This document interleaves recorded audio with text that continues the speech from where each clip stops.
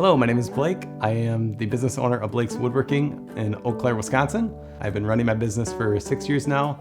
I'm an engineer full-time, so I do that during the day, 40 hours a week. And then at nights, I'll come right to the shop right after work, and I'll work about 25 to 30 hours a week in the shop. I've always liked working with my hands, building things. I started out making a few projects just around the house as I was really little, and kind of took a break from that and then realized this is something I'm super passionate about. I want to keep doing this for the rest of my life and just going from there. People that have inspired me are my grandpa and my dad.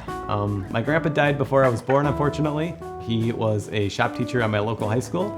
My grandpa and my dad started building a wooden boat together and tailored that into my work that I do now today.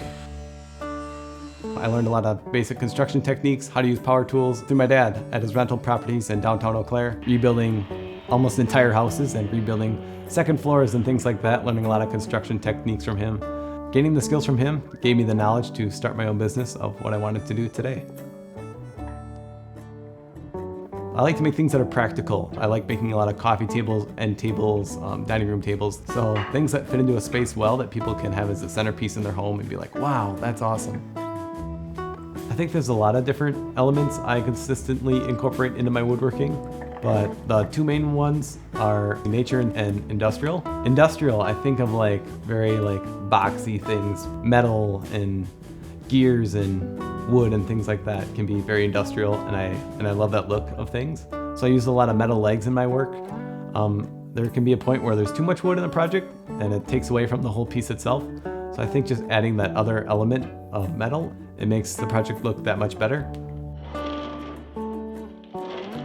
Right now, I'm making a few pieces for Evening Star Bazaar. I'm making 2 end tables and a coffee table. So when creating these tables, I'm gonna put my signature look on it, where I have the wood organic top with the industrial metal legs down below. I think it'll have a really cool contrast.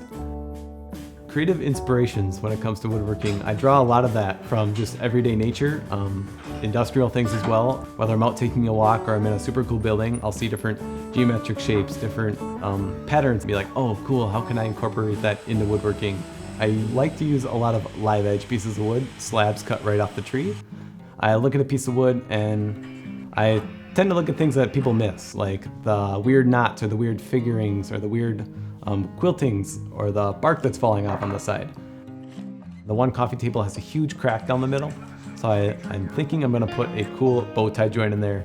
Working with Evening Star Bazaar, they've given me a lot of freedom into what I can create, and they really want to let my mind go wild and see what I can come up with. I get a lot of my wood down in Augusta, Wisconsin at an Amish place called Borntraggers. I know the owners really well. I know it's sourced locally. I know it's kiln dried. I know its moisture content is very good with the wood as well, and it's up to what it should be.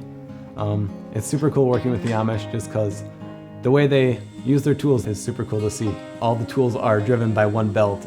I think just I've picked up a lot about that is they don't use power tools, so it's just cool to see, like, you don't need all these power tools to be a great woodworker. You don't need a lot of these expensive tools. You can start off really small and still make beautiful things.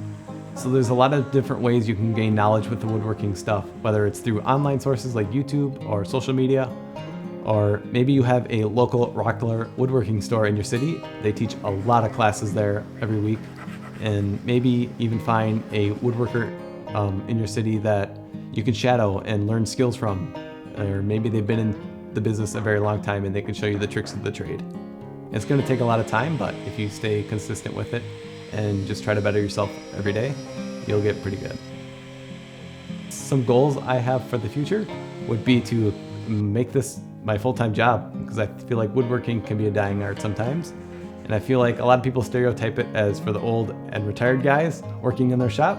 I really want to teach classes in here. Teaching kids is something I'm obviously really passionate about as well. My grandpa was a shop teacher, so just carrying on his legacy, I guess, and figuring out how I can make this a dream come true.